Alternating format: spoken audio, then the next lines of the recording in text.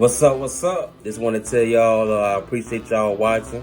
And make sure y'all watch this whole video as I come to y'all to let y'all know who I am and how I became the person that I am today.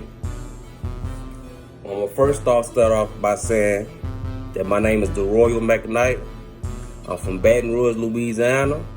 I'm better known as Royal Knight as a gospel rap artist. Been doing it over 10 years, have a record label called Boss Records.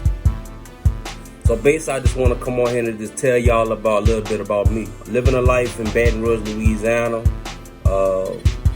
it was rough, you know what I'm saying? I grew up in the hood, I grew up in poverty, a lot of drugs, a lot of crime, you know what I'm saying? My mama, she was one who raised me in the things of God, raised me in church. And my daddy, you know, he was there here and there. But my daddy, he was in them streets, you know, he was doing his thing, you know, smoking and drinking, partying, living a fast life, you know what I'm saying? And he had a lot of issues mentally, you know, and he was very abusive, you know, flat out, you know, very abusive to my mama. And, you know, me growing up seeing that had me deal with a lot of anger, you know what I'm saying? So my mama constantly moving from house to house, apartment to apartment, trying to get away from my daddy, because, you know, in her mind, he was crazy. So, you know, with me, growing up, seeing that, you know, I love my daddy, you know, and I want to be like him in a sense, but it was just some things about him that had me, like, doing a lot of anger why he liked this. You know what I'm saying? Sometimes he took his anger out on me and my little sister for no reason. So, to make the long story short, we moved from Louisiana when I was about like 8 years old. We came to Atlanta, Georgia. My mama got remarried. And, you know, at that time I was young and hard-headed, rebellious, cutting up in school, constantly getting in fights, you know, just hanging with the wrong crowd, doing any and everything. I was always a class clown and, you know, messing with females and stuff like that. So, you know, I'm going to make the long story short. When I got about to 6th grade, when I got to 6th grade, I was just even more hard-headed. A lot more anger in my heart towards people, you know. So I got kicked out of 6th grade and went to an alternative school. And I went from 6th grade all the way to 8th grade. And then when I graduated from 8th grade, I was able to go to a regular high school, all in Georgia. So when I got about, I say 16, I dropped out of high school. I was in the 9th grade, and I was just hanging out in the streets, hanging out in the hood every day. Whatever they was doing, chasing money, I was right along with them. Breaking in folks' houses, stealing cars, selling drugs, you know, robbing people, whatever. I was just behind whatever I saw that looked fascinating. I thought that was the life that I was supposed to live. That's the things I was tasting at. Between the ages of 17 and 19, I've been locked up about 8 times, been in prison, been homeless on the street. So throughout my whole life, I was back and forth. When I was about 14, 15, I actually went back to Louisiana, tried to build a relationship with my daddy. And, you know, that didn't really work out too well. We kind of bonded, but we really didn't.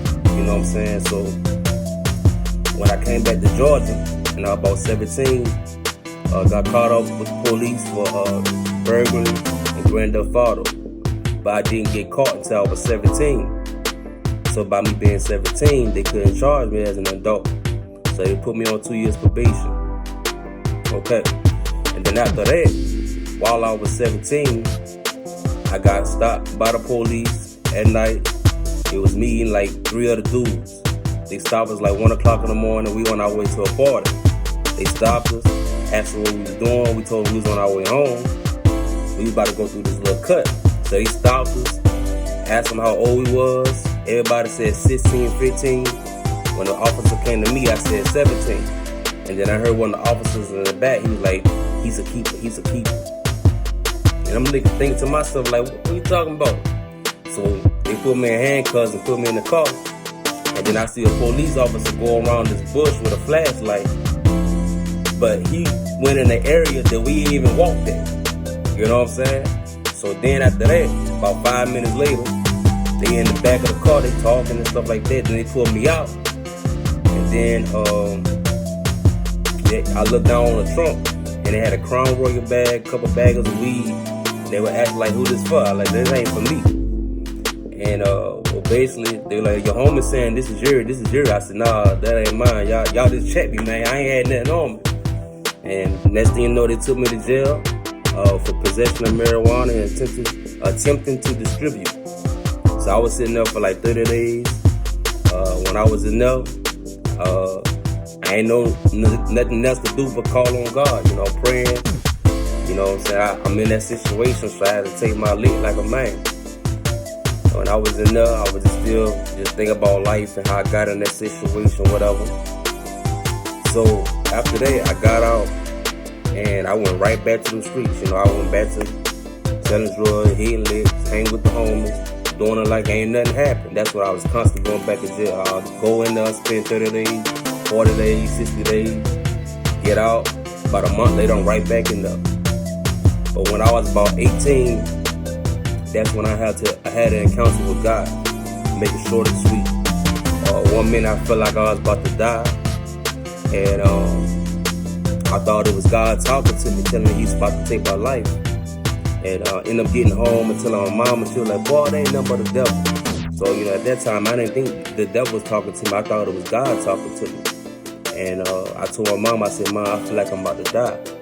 And then she went, she had a bunch of stacks of books, like prayer books and stuff like that. So she grabbed one of the books and started flipping through the pages.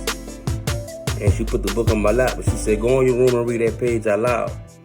So as I'm in my room and I'm reading the book, immediately as I'm reading, it said you was in darkness being attacked. And like everything, how my mind was playing tricks on me, my heart was beating fast and everything was speaking to me through the book.